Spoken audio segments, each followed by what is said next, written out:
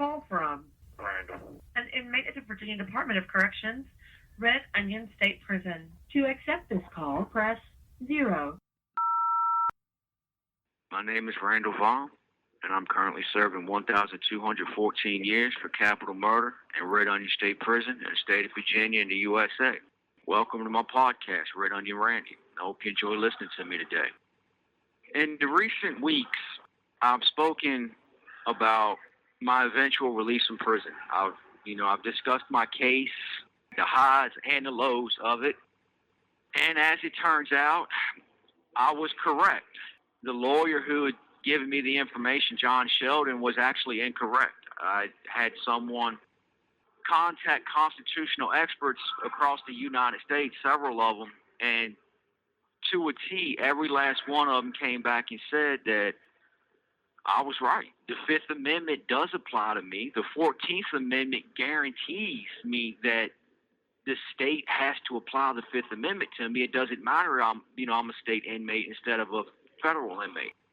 So, I've been preoccupied with that, as one can imagine, doing my research, back in the law library, talking to others and so on and so forth. And the question has been asked of me, what would I do when I give my time back? How do I envision my life? How do I envision that first day? I think that first day, I'm really not sure how I'm going to act, to be honest. I think more along the lines of just a state of pure shock, just pure culture shock. Simply because the only culture I've ever known is prison. That's all I know is prison life. I remember, a little bit of my childhood and everything.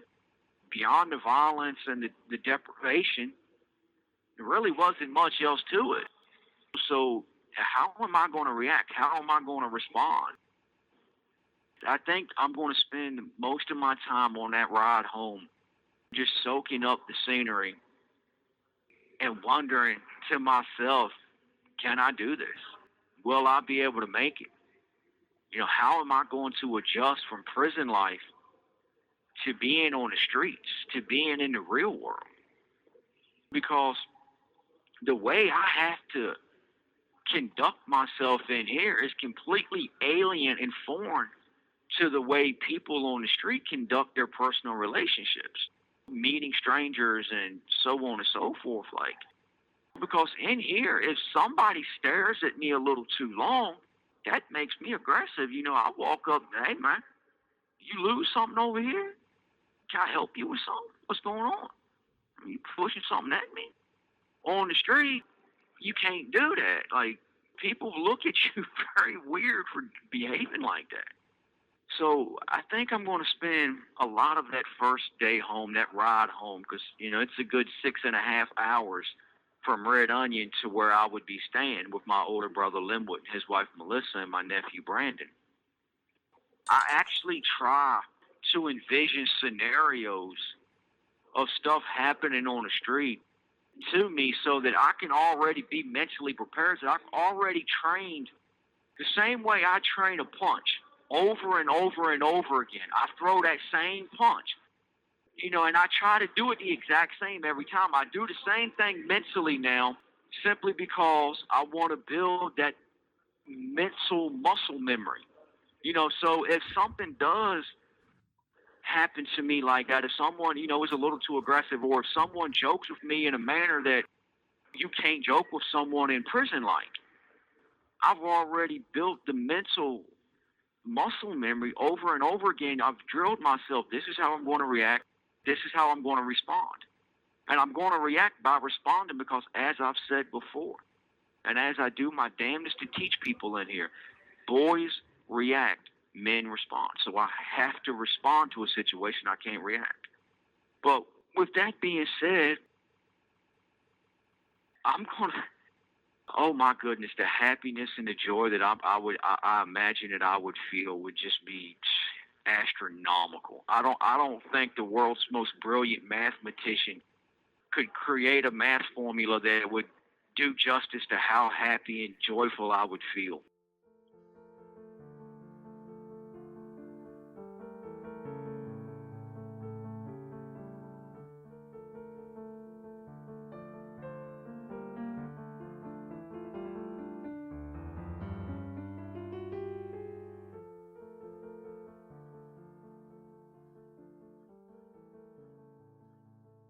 first thing I want to eat?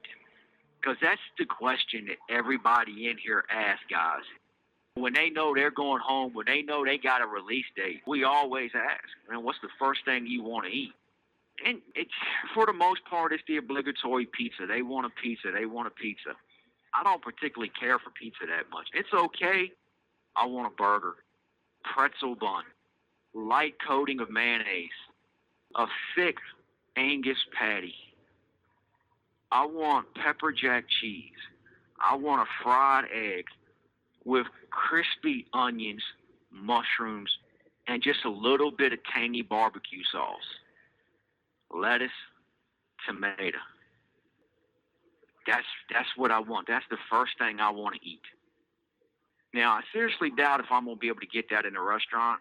Because, I think that's more of a specialty burger, but that's the first thing I want to eat. So what I actually plan on doing is this. On that ride home, I'm not going to eat anything. I want to save my stomach for that burger. And as a matter of fact, I might actually fast. If I know what day I'm going home, I think it's going to be more of one of those kind of surprise things that just kind of happens out the blue because I'm going back to court for it. So you can't really plan for that. There's no set date for that. But, if I can, I actually want to fast a day or two before just so when I go home, I don't have no prison food in my system. And I can just make nothing but room for that glorious burger. And, of course, I want fruit. I want apples, bananas, pineapples, peaches, grapes. And I want to try a mango and a papaya. I've never had a mango or a papaya before, but I've seen them on TV, and they look so damn good. So that's what I want. Outside of that, I want a little bit of time, just a couple of days, to just kind of stay in the house and just acclimate myself to being out in the world. Go for a couple of small walks. Nothing major, no couple of miles. Just go out for a couple of 100 feet, maybe circle the block, kind of look around, get my bearings. I definitely want to spend a little bit of time in the woods. Even if it's not like a full-blown forest or something, if it's just a little small copse of trees, just go in there and just sit down, lay down, just enjoy nature. Just kind of let prison just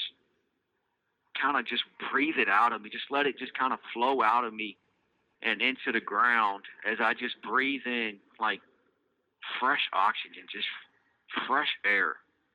The scent of trees, just be able to feel dirt, leaves and grass and just all that. Just, damn, I want to soak that in so bad.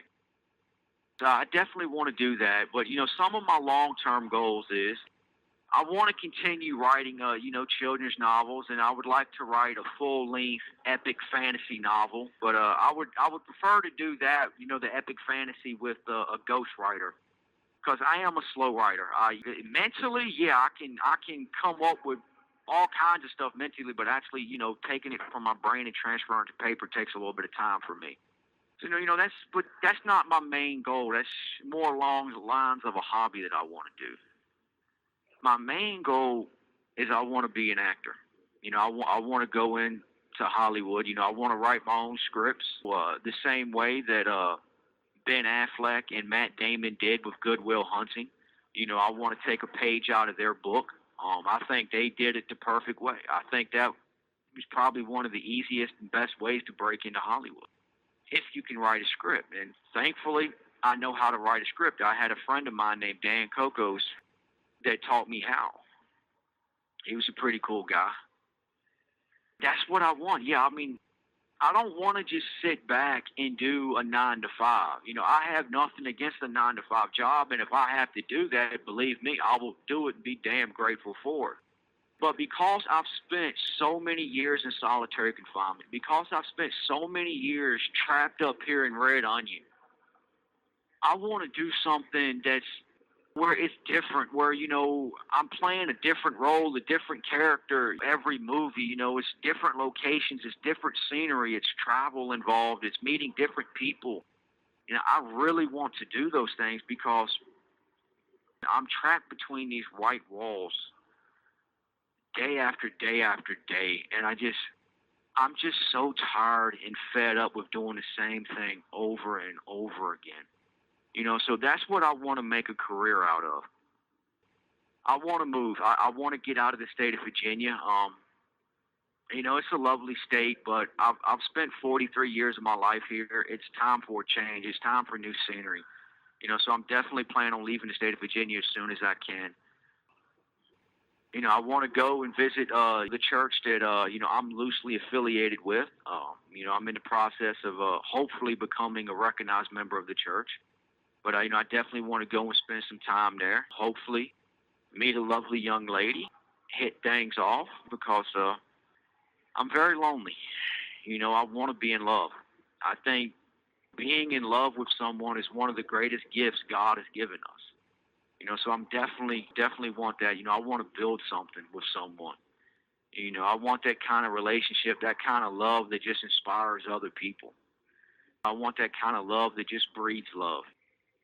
And then, head out to Hollywood and do everything I can within my power to make a name for myself and entertain people. I like entertaining people. I like making people laugh. I like telling stories. And not to toot my own horn, pretty damn good at it.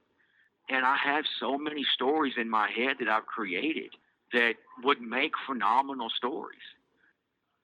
I want to travel. I want to do things like that.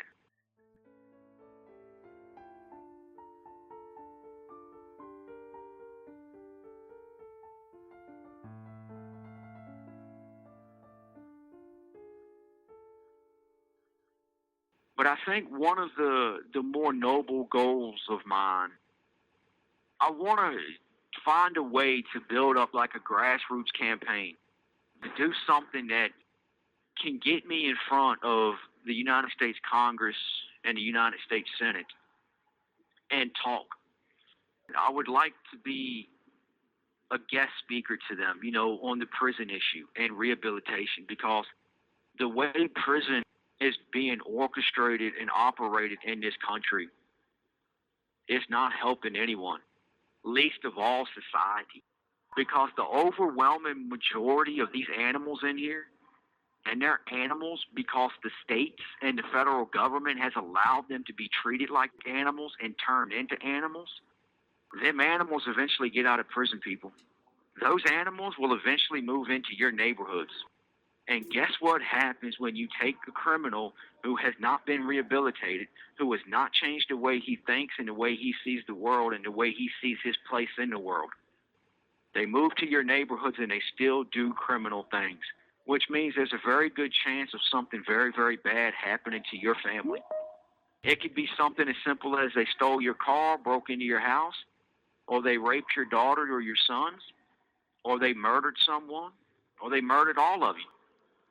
There's a lot of bad things. They could come in and start selling drugs in your neighborhood. I mean, there are so many things that these animals in here can do. All I've ever known is prison. I've been doing prison juvenile and adult. I've been in prison for 31 years, going on 32. I know prison better than pretty much anybody in the world. There may be some who's been in prison longer than me, but I've actually studied it.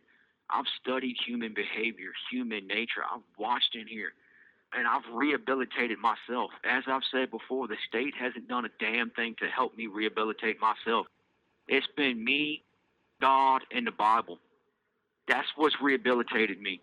I have insights that could change the entire prison culture, that can drop the recidivism rate in this country. And it's not that complicated. So I want to make my voice heard. I want to help people. I want to give back. I did a lot of angry, bad things when I was a child. I was a child, though. I wasn't a grown man. I'm not the same person today that I was back then. If somebody would go back and look up the people who knew me back when I was a teenager, some of the foster parents that I had, some of the prison guards in Beaumont and Hanover and stuff that I had, my own family members, none of them would recognize me. I mean, my own brother Linwood told me, like, dude, you're a different person, man. I have no idea who this Randy is now. I don't recognize you. If I can do that for myself, If I can do that for myself, I can do it for others. And I do the best I can in here. But because of the way the system is run, I'm only limited in what I can do. I have so many ideas that would change things, and I want to give back. And hopefully someday I'll have that opportunity. But the thing I'm going to do when I give this time back and God gets me out of prison, I'm going to live. That's what I'm going to do. For the first time in my life, I'm going to live. You only got one life, and you never know what's going to happen to you. You never know what the future holds. So live now while you can. Make a difference right now while you can in your life, your family's lives, your friends' lives, and anybody you meet. Because there's one thing every person in the world should do when they meet someone. They should give something of themselves to the other person. They should take something from the other person into themselves. You do that, you'll build connections, you'll build bridges, and you'll make this world a much better place. We don't have to live with all this anger and violence and rage and hatred and foolishness. It starts with one person, and I've already started my journey. I hope you're willing to join me. This has been Red Onion Randy, and I hope you enjoyed listening to me. For those of you who listen to me on Apple Podcasts, I hope you review me and rate, preferably 5 stars, but I'll take whatever you think I'm worth. Take care. Stay safe.